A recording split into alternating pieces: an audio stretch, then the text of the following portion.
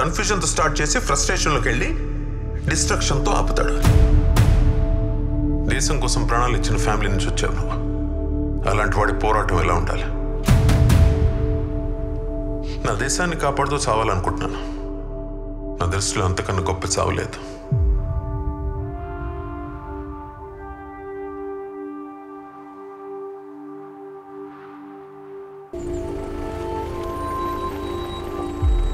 కొండ ఎవడికి తలవం జరగదు, శిఖరం ఎవడికి సలాం కొట్టదు, కెరటం ఎవడి కోసం ఎదురు చూడదు. Mission accomplish sir. Good job Rao గారు. Thank you sir. ఇంతకీ ఈ హ్యూమన్ బాంబ్స్ ఎవరు? అందరు కుర్రాలే sir. About 20-25 years of age. అనాథలు. వాళ్ళకి డ్రగ్స్ ఇచ్చి మ్యానిపులేట్ చేశారు.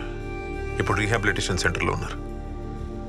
ప్రియా మన కస్టడీలోనే ఉంది సార్. సరే, రేపు మీడియాకి ఈ బ్లాస్ట్స్ అన్ని చేసింది ఒక అనానిమస్ టెర్రరిస్ట్ ఆర్గనైజేషన్, ఇన్వెస్టిగేషన్ జరుగుతుందని చెప్తాను. Right sir. తుఫాను ఎవరిని చూసి భయపడదు. నా స్నేహితుడు, నా సునామీ, నా ఉప్పెన, నేను దాచుకున్న సైన్యం, నేను శత్రువుపై చేసే యుద్ధం, నేను ఎక్కుపెట్టిన బాణం, నా పిడికిల్లో ఉన్న వజ్రాయుధం, నా ఆశల ఆకాశంలో దాగున్న పిడుగు.